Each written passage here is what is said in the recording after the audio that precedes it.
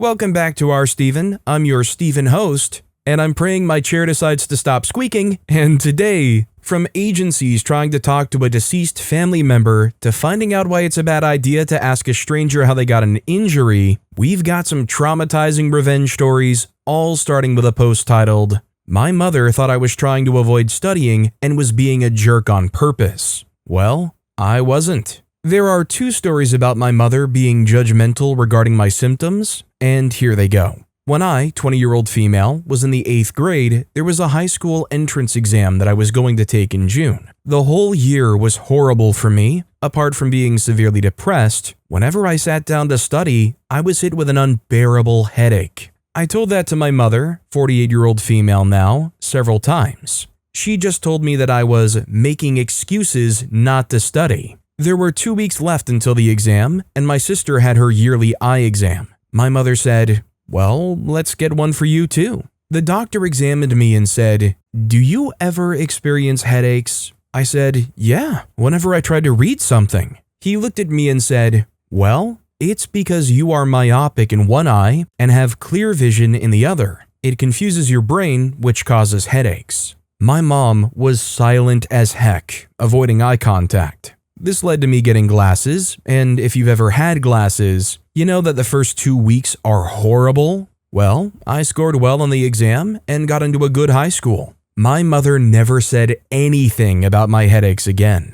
Fast forward to the first year of college, I started to drink a lot of water and was constantly going to the bathroom. I was also craving a lot of sugary drinks, was not able to sleep at night due to being so thirsty, and had to pee all the time. Also, my vision was blurry, I had constant headaches, and I was tired all the time. Apart from those, I was angry at everything. I was getting angry at almost everything anyone did. I know that nothing gives me an excuse to be snippy, but the story will clear it up. I told my mother that we should go to a doctor since I constantly felt like I was going to faint and wasn't able to put up with these symptoms anymore. My mother, enraged from a previous fight with me, told me that I was fine. She said that I was just seeking attention and was being a jerk on purpose. Anyway, we did end up going to the doctor after a week. I had blood tests and boom, my blood sugar was 347, with my HbA1c being 9.6. I was type 1 diabetic. If I had come later, I would have been hospitalized. The doctor told me that those rage outbursts were caused by this, since high blood sugar can make you really irritable and angry. My mom was silent again, shocked by the news. We just left the hospital quietly to get some insulin. It's safe to say that my mom never takes my complaints lightly anymore. You know, what happened to OP here in the second half, the second story?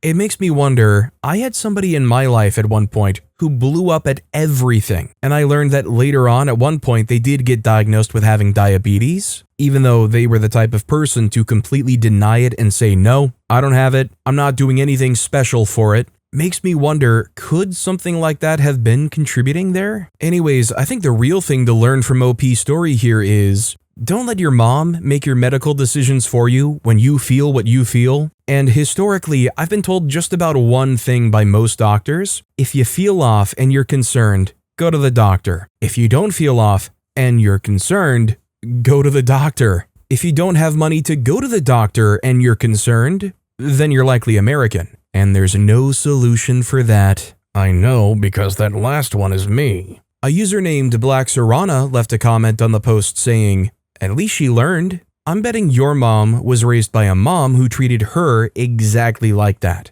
So that was her normal." The OP responded to that saying, "Yeah, she grew up in a village where women gave birth on agricultural fields and continued working after the baby was born on a field herself. Those who grew up like this always think that they had the hardest life." Another user named Pristine Ice left a comment saying, "Have you considered that your mother might be a narcissist? My mother is a classic narcissist and exhibited this type of behavior during my childhood, and then it happened to my sister who's 13 years younger than I am. Example of this, I broke my arm in 2 places at the age of 12 after playing on the playground. I complained of pain for 2 weeks. My mother ignored me and told me that I was trying to be dramatic. I was finally taken to a hospital by my neighbor. He was a military officer. And sure enough, I had a cast for the next 6 weeks. There is a problem here. Just be aware that she could be a toxic narcissist. There are groups that you can join to help you cope. Much love. The OP responded to that saying, "Thank you first of all. I don't think that she is a narcissist. Apart from the things mentioned here, she's a wonderful person. Cannot explain how supportive she was when I was diagnosed. I think she had too much in her mind when these things happened and was tired of our games. Did you know, by the way, that you can figure out definitely for real whether or not you're myopic or not from home right now? All you gotta do is just look below the video and see if you can see the subscribe and like button. Disclaimer, I am not a medical professional and this is not an actual diagnostic test, but I would appreciate it." Our next story is, I leaned a little too hard into the middle school witch accusations to annoy a middle school bully. I posted this on Am I the Jerk a while back, and it was removed because it didn't really fit the theme, but someone suggested I post it here. Please enjoy my silly revenge story time. Back in middle school, I, 7th grade girl, was seated next to an 8th grade boy. Let's call him Mark. Now, Mark was super religious and stuck up.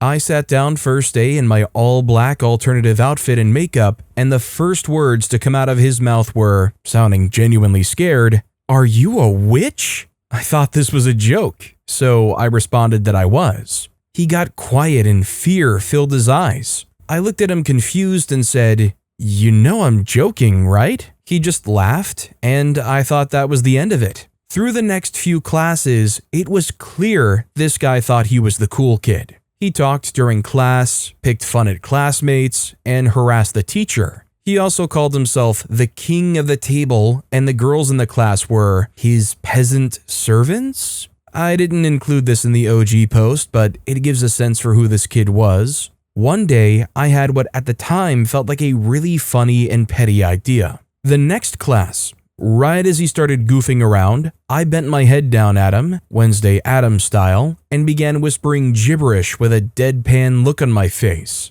Middle school me thought this was hilarious, peak comedy. Mark disagreed. He stopped talking immediately and stared at me horrified. The next day, he was out sick. He came back to school claiming that I had cursed him, telling everyone that I would curse them too if they made me upset. He came into my history class, saw me sitting there, and broke down crying. We were both sent to the counselor, and I sat there while he explained how I was worshiping the devil and performing witchcraft on my fellow students. I felt really bad, and it was kinda my fault, but fortunately, I went to a different high school and haven't seen him since. But at the end of the day, witches are cool, and if you're going to call me a witch, I'll go along with it, I guess. Since the story was originally posted, I have had yet another witch accusation. It was obviously more of a joke than with poor Mark, but I might be forever stuck with the witch vibes.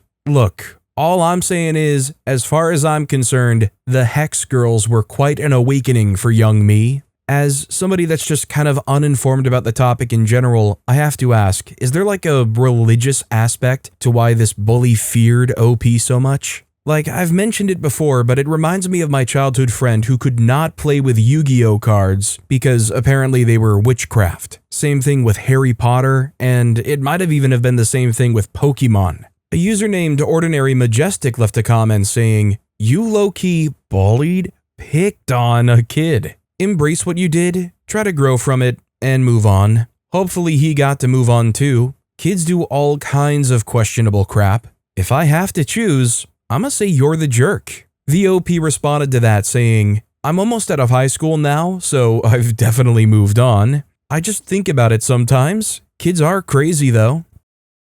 Our next story is, somebody at work didn't respect my out of office, so I let them know what I was doing. I work in tech as a project/program manager. It can be pretty fast paced, and we deal with really big dollar multinational projects all of the time. So I'm frequently called on at wild hours of the day. 2 years ago, while in her late 30s, my wife learned in pretty much the most horrifying way possible that she has a rare and serious lymphoma. Treatment required surgery, several rounds of inpatient chemo, and an allogenic bone marrow stem cell transplant. As a result, I found myself the sole breadwinner for the family, her primary caretaker, and the primary parent for our 3 young kids. Almost everybody I work with have been incredibly supportive through this process. My boss and immediate leadership basically granted me as much paid time away from work as I needed, as they know I work my butt off all the time. I continued to work throughout her treatment, but I would often take 2 to 3 hours off during days when she has appointments or an infusion.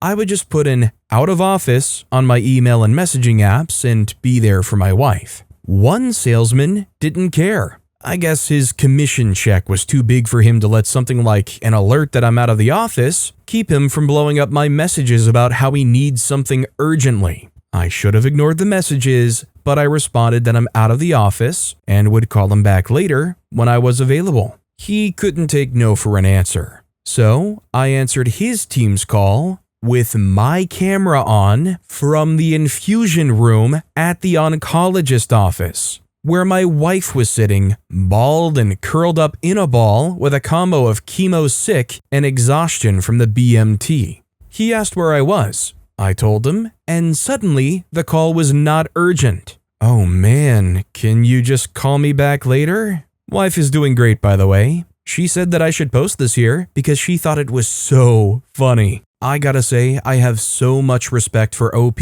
and their wife who are dealing with such a terrible, difficult situation and enabling themselves to basically use it as like a way to entertain themselves. And thankfully, there's more good news in the comments, but first, a user named True Stories I Promise left a comment saying, "Intrusive thought, since you said, my wife learned in pretty much the most horrifying way possible that she has a rare and serious lymphoma, inserts YouTube link of the alien chest burster scene. Anyhow, I'm glad she's doing better."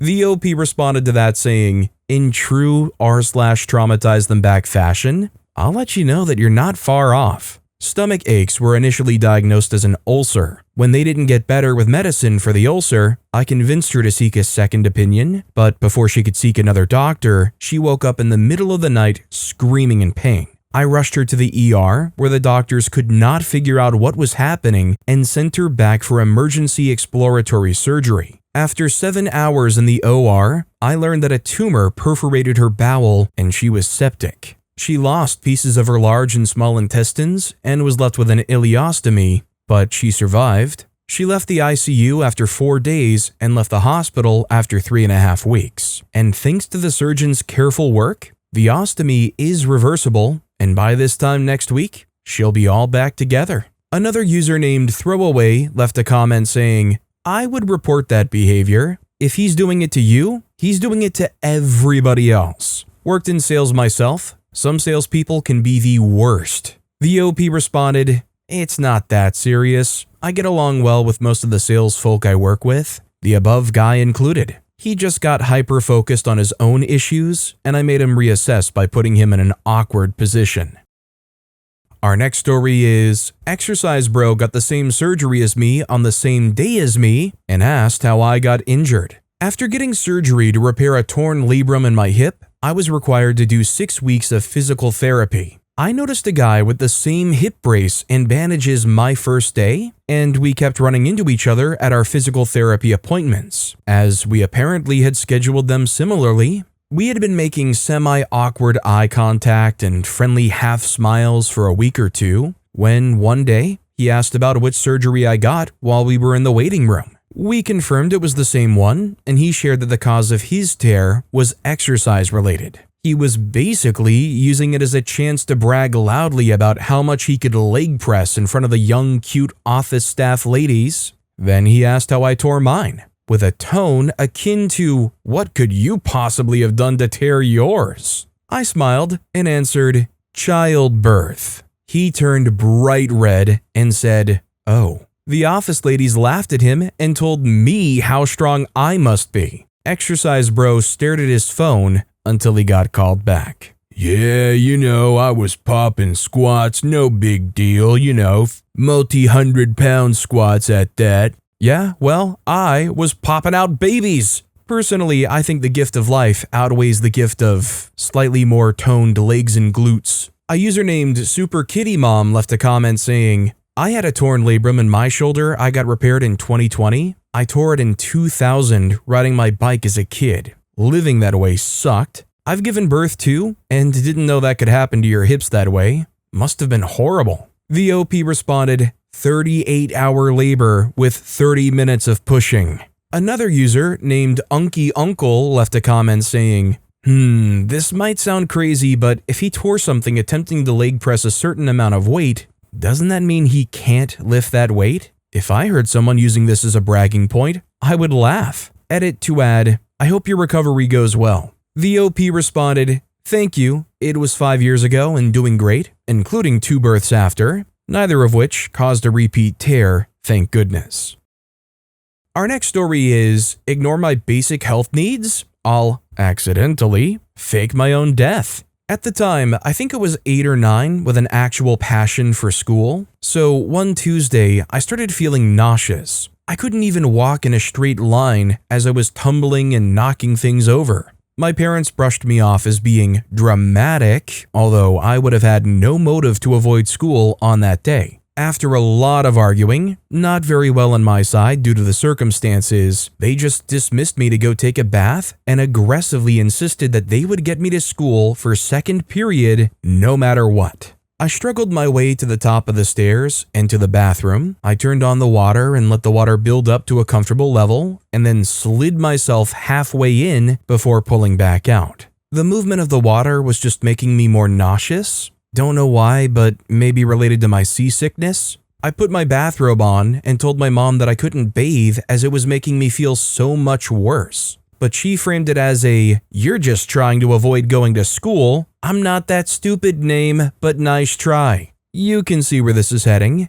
I went back to the tub, snot crying at this point, and just half-mindedly jumped in. Cue the vomit. Anyway, this isn't a pleasant scene and I passed out from all the stress. I woke up to my mom screaming in the hallway, me half conscious of my surroundings. My older sister was ogling me as if I grew a tail and my dad was running up the stairs. So it turns out I hadn't woken up from my mom's first round of screams. So she thought I was deceased. I think she came in after not hearing from me in a while and just saw me laying there. My sister ran over to help comfort my mom, but honestly, she had it coming for her. Don't ignore health issues in small children, especially if you don't suspect any motive. Needless to say, I did not get that second class, or any more, on that day. Well, first of all, OP's mom should have absolutely have listened to OP more, but also, this is like the perfect storm of the worst time to pass out.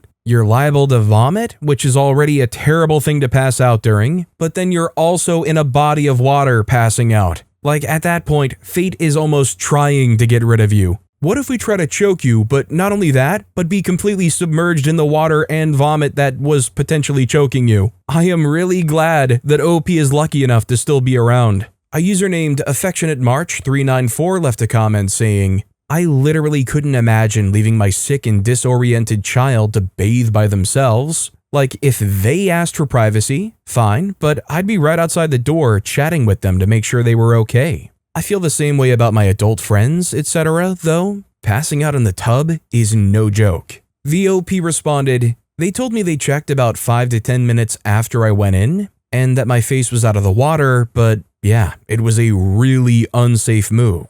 Another user named Rosenrot left a reply saying, I could see it. I'm pretty attentive to my son's feelings, but I completely misread it when he had a concussion. I honestly thought that he was just being silly when he couldn't walk, and I didn't see him hit his head. I felt so bad when I realized what was going on an hour or so later. Mornings are chaotic, and OP's parents were probably laser focused on getting everyone off to school and work. Even though OP liked school, faking a stomachache or having one from anxiety is pretty common. Their parents probably just weren't thinking. The OP of the post responded, I took it like that too. My dad was off on that day, but I can see how he wouldn't want to deal with it. Our relationship is good to this day. I think this really shook my mom into taking me seriously. It should definitely not have come to this, but I'm very glad it's improved.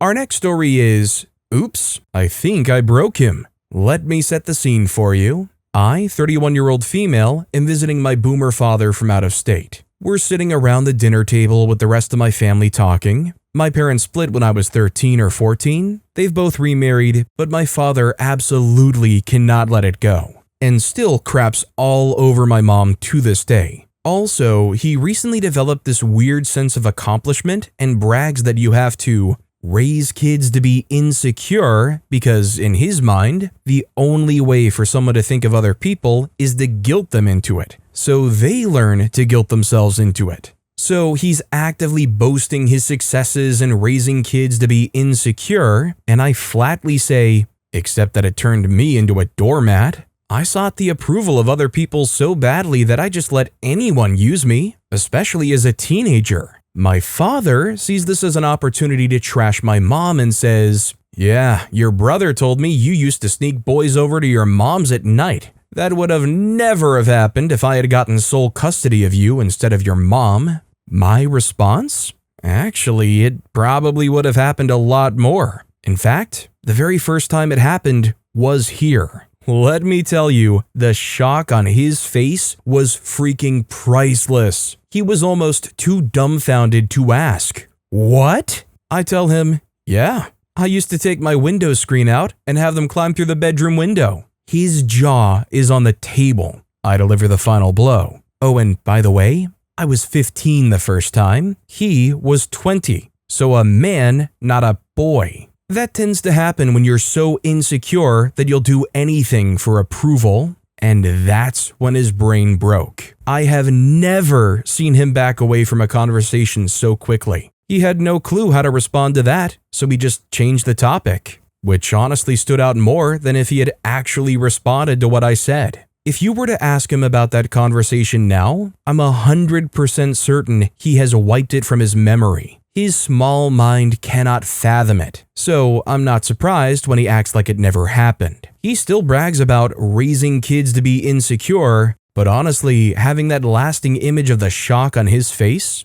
that's all I need. Made a secondary account finally, so I can get this crap off my chest. I guess if there was ever to be maybe a minuscule positive of what happened there, maybe, but even then, as an outsider, how do you hear that story and go, "Oh, that was a good one"? I mean, when you think about what happened and why it happened. A user named Pandoratastic left a comment saying, "Bonus points for making it clear that his approval doesn't have the value he thinks it does." The OP of the post responded, "Thank you. It took forever for me to stop seeking his approval, like an embarrassing amount of time. I'm retaliating with the cold hard truth." Another user named Rubio Dark Yeti left a comment saying, "I was also raised with a narcissist father. The amounts of insane mental gymnastics they do every day is honestly impressive. Hope you're doing well now that you've gotten away from him." The OP responded, "Oh my god, does yours ever make up entire narratives that never happened? That's the most impressive one to me. He tells me things that happened to me even recently. Nope, they never did. And then he gets mad if I say that never happened.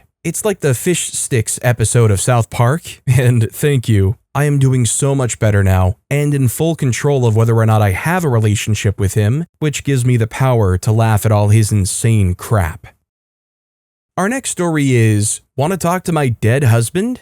Do share your secrets of how you speak to the dead." The usual, on phone, I don't post much, but I felt like this little bit of passive aggressiveness are great if you have a dark sense of humor. Also, yes, it's a bit long. My husband passed in 2017, and most accounts were in his name. People are so stupid and do not listen. At the start of the call, I advised that the account holder, aka late husband, had passed, so I needed to update records with different services. One of these actually asked me, after me stating that he died, that they needed to speak to the account holder to proceed with that help.